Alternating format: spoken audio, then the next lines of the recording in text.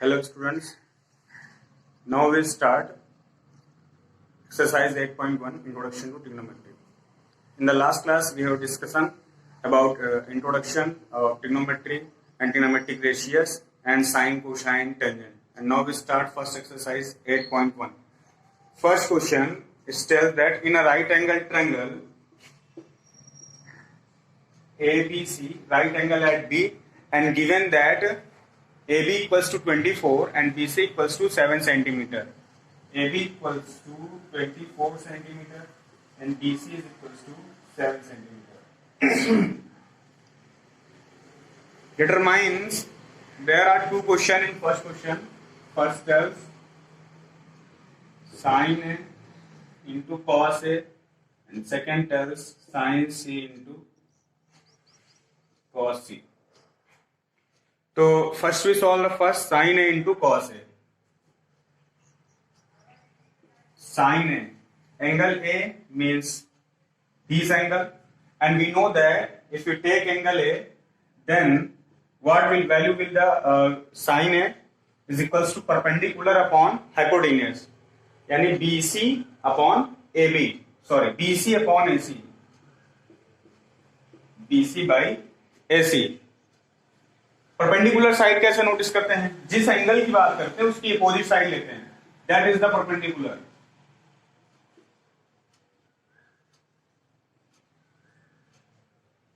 If we calculate about angle A, then we notice that BC will be the perpendicular. अगर हम angle A की बात करेंगे तो BC परपेंडिकुलर होगा, और अगर एंगल C की बात करेंगे तब उस केस में AB परपेंडिकुलर लिया जाएगा. ठीक है, तो यहाँ पे हमारा परपेंडिकुलर हो गया BC और हमारा हाइपोटेनस क्या है? AC. बट अब हम देख रहे हैं यहाँ पे एंगल साइन ए निकालने के लिए हमको BC और AC की वैल्यू की जरूरत है. BC की वैल्यू है हमारे पास बट AC की वैल्यू नहीं है, यानी हाइपोटेनस की वैल्यू नहीं. तो पहले हम हाइपोटेनस की वैल्यू कैलकुलेट करेंगे बाय द पाइथागोरस थ्योरम. तो apply the Pythagoras theorem. Pythagoras theorem क्या है? Hypotenuse square is equal to perpendicular square plus base square. तो हाइपोटेनस की वैल्यू क्या है हमारे पास? AC square is equal to perpendicular क्या है? BC स्क्वायर, बेस क्या है? AB square. AC की वैल्यू क्या है? यही हमको फाइंड करनी है. और BC की वैल्यू हमारे पास क्या है? 7. तो 7 का स्क्वायर. AB की वैल्यू है 24, तो हम करेंगे 24 का square. Then we get AC square equal to 7 का स्क्वायर 49 एंड 24 का स्क्वायर 576. देन इन दोनों को कैलकुलेट करेंगे. 576 प्लस 49 ऐड करने पे क्या मिल जाएगा? 625. और AC पे जो स्क्वायर लगा है तो इक्वल के लेफ्ट हैंड साइड है, स्क्वायर हटाएंगे तो इधर लग जाएगा root. Then we get root 625 की वैल्यू होती है 25. तो AC की वैल्यू कितनी मिल गई हमको? 25 सेंटीमीटर. तो हमारा जो कैलकुलेशन है साइन ए का वो आसान हो जाएगा, सिंपल है. BC की वैल्यू कितनी, सॉरी BC की वैल्यू कितनी है? 7 है. और AC की कितनी है? 25 हमने कैलकुलेट किया. ये हमारा साइन ए की वैल्यू आ गई. तो ये साइन ए की वैल्यू हमारी कैलकुलेट हो गई. अब इसी से हम इसी तरह से कॉस ए की वैल्यू कैलकुलेट कर सकते हैं. कॉस ए की वैल्यू क्या होगी? Base upon hypotenuse. और बेस क्या होगा? जिस एंगल की बात कर रहे हैं उससे लगी हुई साइड, यानी AB by AC. Then AB की वैल्यू क्या है हमारे पास? 24 और AC की वैल्यू 25. तो ये हमारा cos A की वैल्यू भी आ गई. तो ये sin A और cos A की वैल्यू आ गई है. और जो क्वेश्चन है वो है sin A into cos A calculate करना है. तो अब हमको यहाँ पे उठा के सिर्फ वैल्यू रख देनी है. sin A की वैल्यू क्या है? 7 बाई 25. ठीक है, इंटू cos A की वैल्यू क्या है? 24 बाई 25. अब हमको इस नंबर को मल्टीप्लाई करना. सॉरी क्वेश्चन थोड़ी मिस्टेक हो गया. इनटू नहीं है, कॉमा है. साइन ए और कॉस ए की वैल्यू फाइंड करनी है, साइन से इनटू कॉस ए की वैल्यू फाइंड करनी है. तो वैल्यू तो हमने फाइंड कर दी. साइन ए की यहां फाइंड कर ली और कॉस ए की यहां फाइंड कर ली, तो इसकी जरूरत नहीं. तो ये हमारा फर्स्ट क्वेश्चन का फर्स्ट क्वेश्चन हो गया. अब आपको इसका सेकंड, ये वाला, ये मैं आपके लिए छोड़ता हूं. सॉल्व करो. अगर नहीं आता है तो कमेंट करो. then we will get you solution, we will give you solution. In question number 2, we have given a right angle triangle PQR इस तरह से PQR and value of PQR 12 and PR 13 centimeter. And question tells that find the value of tan P minus cot R. अब देखो यहाँ पे एक बात हमें क्या समझना है, tan और cot दोनों डिपेंड किस पे करता है, परपेंडिकुलर और बेस पे। तो यहाँ पे हमारे पास हाइपोटेनियस है, परपेंडिकुलर है, तो फिर से वही चीज है, पाइथागोरस थ्योरम करेंगे और पाइथागोरस थ्योरम करने के बाद बेस फाइंड करेंगे। और जब ये फाइंड हो जाएगा हमको, यानी क्यू आर की वैल्यू फाइंड हो जाएगी, तो उसके बाद हम tan P और cot R की वैल्यू आसानी से सॉल्व कर सकते हैं। तो ये hypotenuse square is equal to perpendicular square plus base square, Pythagoras theorem है जैसा अभी हम लोग लगाए थे। अगर इसको थोड़ा सा रोटेट कर दें, हाइपोटेन्यूज स्क्वायर, ये बेस स्क्वायर को उठा के रोटेट करेंगे, बेस स्क्वायर इक्वल के राइट तरफ है, प्लस में है, इसको लेफ्ट तरफ ले आएंगे तो ये माइनस में हो जाता है, क्योंकि साइड जब चेंज होता है लेफ्ट टू राइट या राइट टू लेफ्ट तो साइन भी चेंज होता है, प्लस से माइनस हो जाता है, माइनस होता है तो प्लस हो जाता है। और यहाँ पे हमारा परपेंडिकुलर स्क्वायर रह गया, तो हम इसको इस तरह से लिख सकते हैं, perpendicular square is equal to, sorry हमको काम करना है यहाँ पे क्यू आर के लिए, तो हम इसको इस तरह से लिखेंगे, बेस को नहीं परपेंडिकुलर को इधर ले आएंगे, तो ये प्लस में ऑलरेडी, क्योंकि यहाँ पे सामने प्लस लिखने की जरूरत है नहीं, तो उधर आएगा तो माइनस, और यहाँ पे बच गया बेस स्क्वायर। हाइपोटेनियस की जो वैल्यू है वो हमारे पास 13 है, माइनस परपेंडिकुलर की वैल्यू कितनी 12 का स्क्वायर, और बेस की क्या है क्यू आर। अब देखो यहाँ पे एक बात समझो, इसको हम बेस क्यों बोल रहे हैं। अभी तो आप ये कहोगे कि सर आपने कहा कि जिस एंगल की बात करते हैं उसके सामने वाली साइड परपेंडिकुलर होती है, तो उस हिसाब से अगर एंगल P की बात की जाएगी तो ये परपेंडिकुलर हो जाएगा, तो बेस नहीं रह जाएगा। तो सबसे पहले समझने की जरूरत ये है कि वो तो एंगल के हिसाब से बात हो गई, लेकिन जब हम जनरली सॉल्व करते हैं क्वेश्चन को, तो जैसा डायग्राम दिखता है उस हिसाब से बात कर लेते हैं। अब यहाँ पे जो डायग्राम दिख रहा है ये परपेंडिकुलर दिख रहा है, ये बेस दिख रहा है, ऐसा है नहीं कि ये पर्टिकुलरली यही बेस है। इस एंगल को रोटेट कर देंगे तो पी क्यू बेस हो जाएगा, है ना। तो जो दिख रहा है अभी उसके हिसाब से बात कर रहे हैं, तो यहाँ पे कंफ्यूज नहीं होना है कि बेस सिर्फ यही है, ठीक है। अभी जैसा दिख रहा है सिर्फ उसके हिसाब से कैलकुलेट कर रहे हैं वैल्यू फाइंड करने के लिए। तो हम 13 का स्क्वायर करेंगे 169, 12 का स्क्वायर 144, और यहाँ पे हमारा क्यू आर स्क्वायर, इससे इसको माइनस करेंगे तो 25 मिलेगा। क्यू आर है, इसका स्क्वायर हटाएंगे तो सामने लगेगा रूट, और रूट 25 की वैल्यू होती है 5। तो हमारा जो क्यू आर की वैल्यू है वो कितना आ गया 5 सेंटीमीटर। क्यू आर आ गया 5 सेंटीमीटर। अब जो सॉल्यूशन हमको करना है, यानी जो फाइंड करना है वैल्यू, वो आसान हो गया हमारे लिए। कैसे आसान हो गया, क्या फाइंड करना है, tan P minus cot R find करना है। तो tan P माइनस, अलग अलग करते हैं, पहले tan P कर लेते हैं। तो tan P यानी इस एंगल की बात कर रहा है, तो हमने बताया था जिस एंगल की बात करेगा उसका अपोजिट साइड परपेंडिकुलर हो जाएगा, तो इस केस में क्यू आर परपेंडिकुलर हो गया। और tan का फॉर्मूला क्या होता है, परपेंडिकुलर अपॉन बेस। तो जो हमारा क्यू आर है वो परपेंडिकुलर हो गया, बेस क्या हो गया पी क्यू। वैल्यू रख देना है, क्यू आर की वैल्यू है 5 और पी क्यू की वैल्यू कितनी है 12 है। और अब हम कॉट आर के लिए अगर काम करें, तो एंगल जब आर की बात करेंगे तो उस केस में परपेंडिकुलर क्या हो जाएगा, ये हो जाएगा, ठीक है। और कॉट आर हमको फाइंड करना है, कॉट का फॉर्मूला होता है बेस अपॉन परपेंडिकुलर। तो परपेंडिकुलर तो ये है, तो बेस क्या हो जाएगा आर के केस में ये क्यू आर, तो क्यू आर बाई पी। तो क्यू आर की वैल्यू क्या है 5 है और पी क्यू की क्या है 12। तो फाइनल जो क्वेश्चन है उसको नोट करेंगे, tan P minus cot R is equals to, tan P की वैल्यू उठा करेंगे क्या है 5/12 माइनस cot R की वैल्यू क्या है 5/12, इसको कैलकुलेट करने पे क्या आ जाएगा ओवरऑल हमारा 0। ये हमारा फाइनल सॉल्यूशन हो गया, ये आपका आंसर हो गया। tan P minus cot R की वैल्यू कितनी आ गई 0। Now we solve the question number 3। Question number 3 ये आपके लिए छोड़ रहे हैं, बहुत इजी है, सॉल्व करिए, नहीं आता है तो कमेंट करिए, then we will get to solution. Question number 4 पे आते हैं। क्वेश्चन नंबर 4 कह रहा है गिवन है 15 cot A is equals to 8, then find the sin A into sec A। तो जो गिवन है पहले उसको नोट कर लेते हैं, सॉल्व करते हैं। गिवन है 15 cot A is equal to 8, यानी cot A is equal to 8।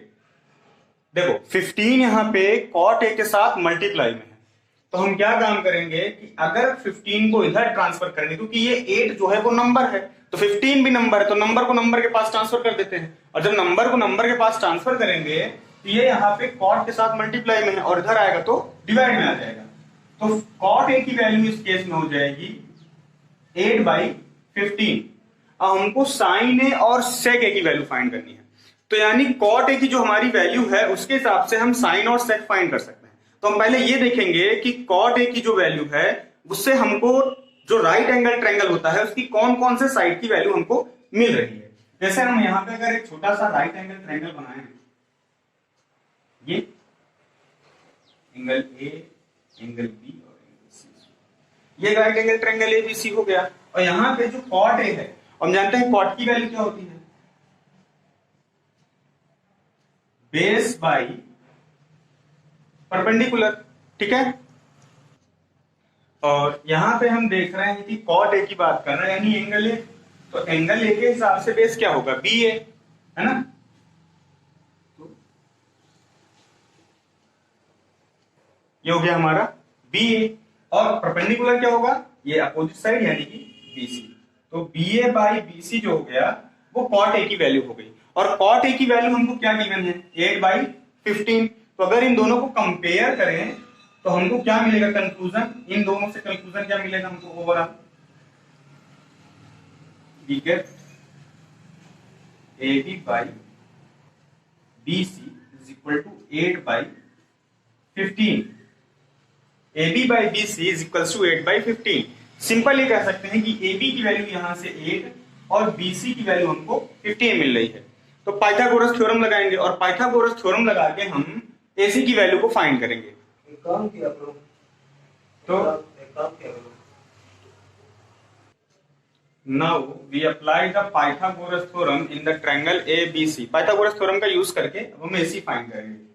तो थ्योरम हमारा कहता है AC square is equal to BC square plus AB square. तो जिसकी जिसकी वैल्यू है हमारे पास वो हम रखेंगे, AC स्क्वायर की वैल्यू नहीं है, ये तो फाइंड करना है। BC की वैल्यू कितनी है, 15 है, 15 का स्क्वायर। AB की वैल्यू कितनी है, 8 है, 8 का square. Then AC square equal to 15 का स्क्वायर कितना होगा, 225, 8 का स्क्वायर 62। इन दोनों को ऐड करेंगे कितना मिलेगा हमको, 289। ओके। और ये जो AC का स्क्वायर है, इस स्क्वायर को हटाएंगे तो इसके अपोजिट साइड यानी कि 289 पे रूट लग जाएगा। देन वी गेट, इधर कर लेते हैं,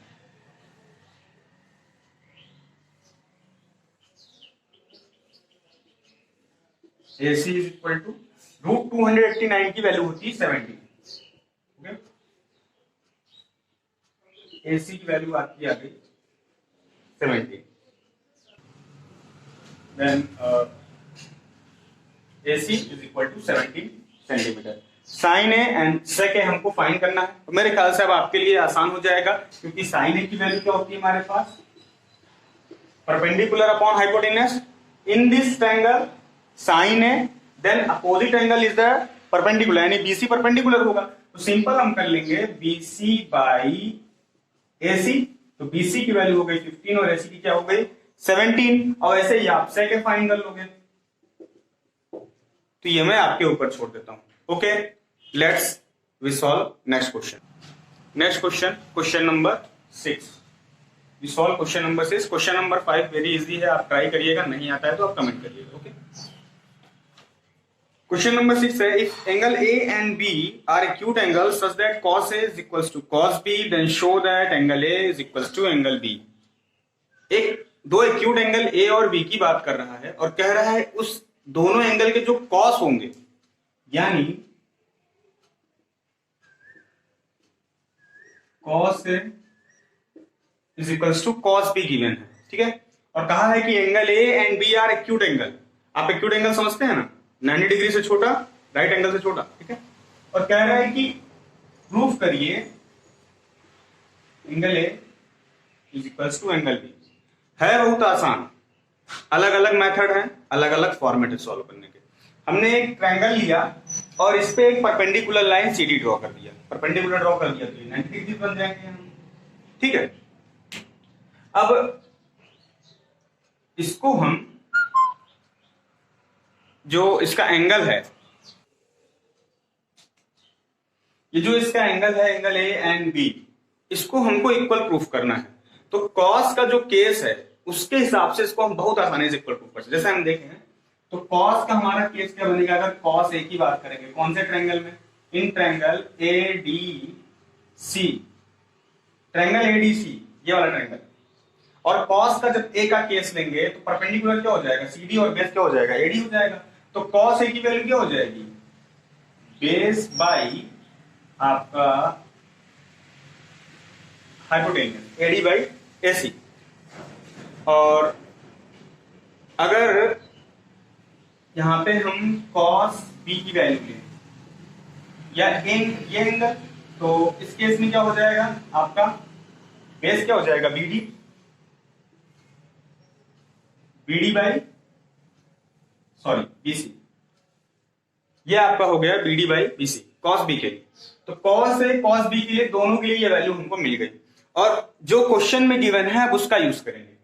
ये हो गया आपका जो क्वेश्चन में वैल्यू गिवन है, यहाँ पे इन दोनों की वैल्यू को उठा के पुट कर देंगे।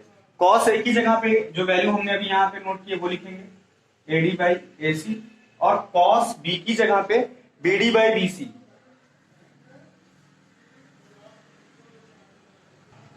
इसको हम क्रॉस मल्टीप्लाई कर सकते हैं, वेरी इजी। एडी बाई ये जो बीडी वैल्यू है वो मल्टीप्लाई करके इधर आ सकती है, तो जो पॉसिबिलिटी हो सकती है उन्हीं सबका यूज करके सॉल्यूशन किया जाता है।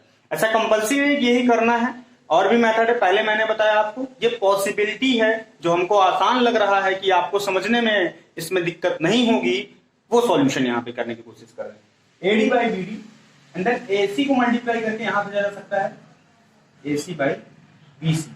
और क्योंकि ये दोनों आपस में इक्वल है, क्योंकि भाई ये इक्वल है ना, ये देखो ये हमको जो गिवन है ये मैटर इक्वल है, इसी का यूज करके हमने ये बनाया। तो अब ये दोनों आपस में इक्वल है, तो इसको हम एक कांस्टेंट कोई एक दूसरे नंबर के बराबर इक्वल मान लेते हैं, के बराबर। ठीक है, तो अब उसके बाद क्या करते हैं, एक एक करके के इक्वल लेते हैं। पहले AD is equal to K, sorry AD by BD is equal to K, then AD is equal to K, BD इधर के से मल्टीप्लाई कर लेगा के इंटू बीडी। तो एक तो ये हमारे पास वैल्यू आ जाएगी। ठीक है, और वैसे ही इसके साथ करेंगे AC is equal to K into BC. पहले अलग से लेते हैं, AC by BC is equal to K, then लिख सकते हैं AC is equal to K into BC. तो एक तो वैल्यू ये हमको मिल जाएगी AC is equal to K into BC. अब उसके बाद क्या करेंगे हम, नेक्स्ट जो सॉल्यूशन करेंगे उसमें क्या चीज करेंगे कि पाइथागोरस थ्योरम अप्लाई करेंगे दोनों ट्रायंगल में अलग अलग। पहले triangle in triangle ADC, ADC triangle में देखते हैं पाइथागोरस थ्योरम क्या कहता है, AC square is equal to CD square plus AD square. अब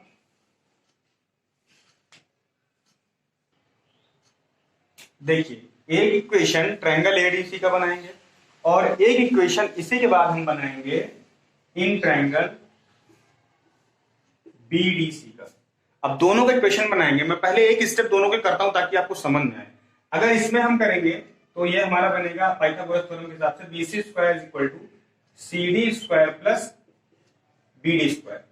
इसको हम थोड़ा सा अगर रोटेट करें, कहने का मतलब ये है कि BC स्क्वायर और ये BD स्क्वायर जो प्लस में है इसको उठा के इधर ले आएंगे तो ये माइनस में हो जाएगा, इक्वल के लेफ्ट तरफ ले आ रहे हैं तो ये माइनस में हो जाएगा, और यहाँ पे आपका CD स्क्वायर बच जाएगा। ओके, ये हमारी एक वैल्यू हो गई। वैसे अगर इसी इक्वेशन में करें AC स्क्वायर AD स्क्वायर उठा के इक्वल के लेफ्ट तरफ ले आए तो इधर प्लस में था, इधर आएगा तो माइनस में हो जाएगा, और यहाँ पे आपका CD स्क्वायर बच जाएगा। ऐसा किस लिए किया, क्योंकि ये जो CD लाइन है ये दोनों ट्रायंगल के लिए कॉमन है, इसी के बेस पे हम दोनों इक्वेशन को इक्वल कर पाएंगे।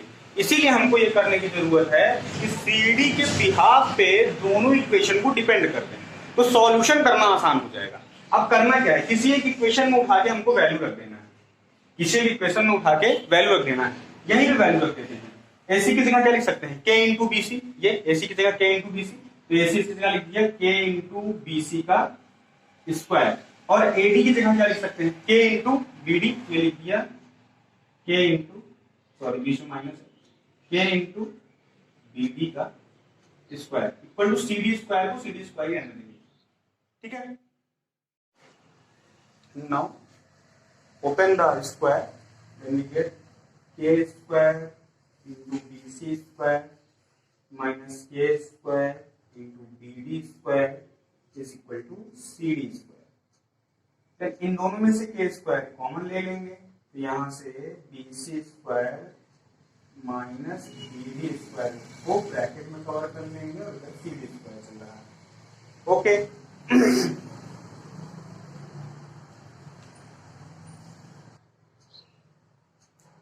ओके, ये हमारा,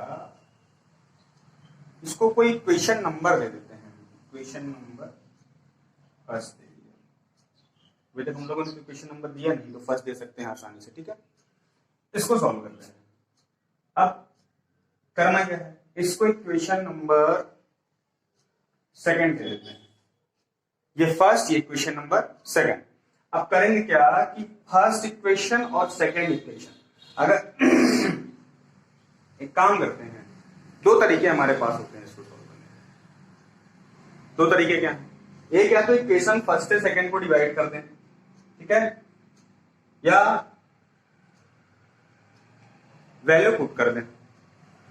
देखो यहां पे क्या काम करते हैं, equation first divided by equation second, ये कंडीशन अप्लाई कर देते हैं। पहले इक्वेशन फर्स्ट लिख लेते हैं, क्या है, K square BC square minus BD square is equal to CD square,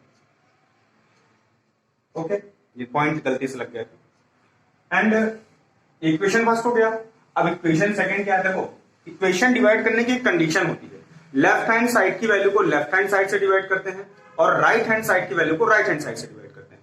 तो ये हमारे पास जो लेफ्ट हैंड साइड की वैल्यू है, इसको लेफ्ट हैंड साइड की वैल्यू से डिवाइड करेंगे, BC square minus BD square. अब क्योंकि डिवाइड कर रहे हैं तो दो नंबर माइनस में, तो इसको कवर कर लेते हैं ब्रैकेट में, ज्यादा आसान पड़ेगा, ठीक है।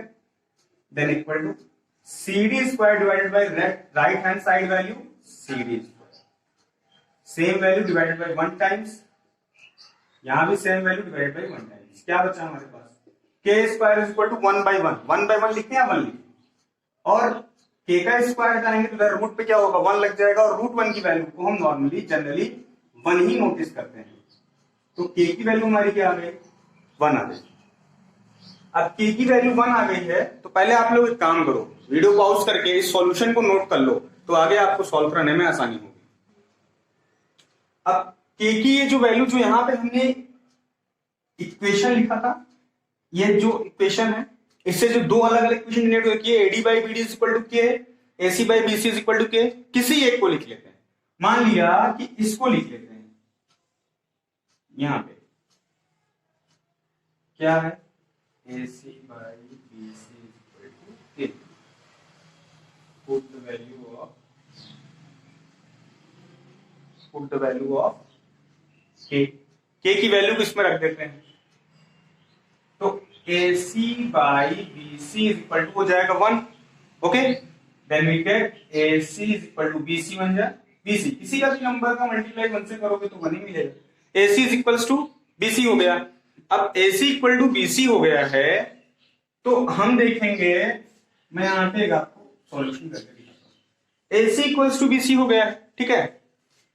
In triangle ABC, triangle ABC में, इस पूरे ट्रायंगल की बात हो रही है, पर्टिकुलर इस पूरे ट्रायंगल की बात हो रही है, ट्रायंगल ABC, थोड़ी देर के लिए इसको हटा देते हैं।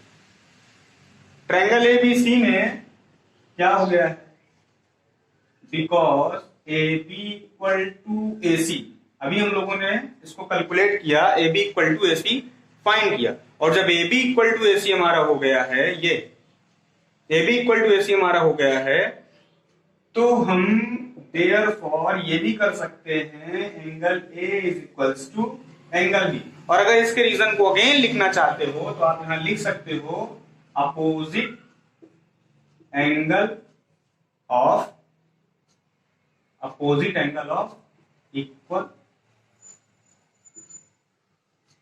Sides, opposite angle of equal sides, और यही आपको प्रूफ करना था।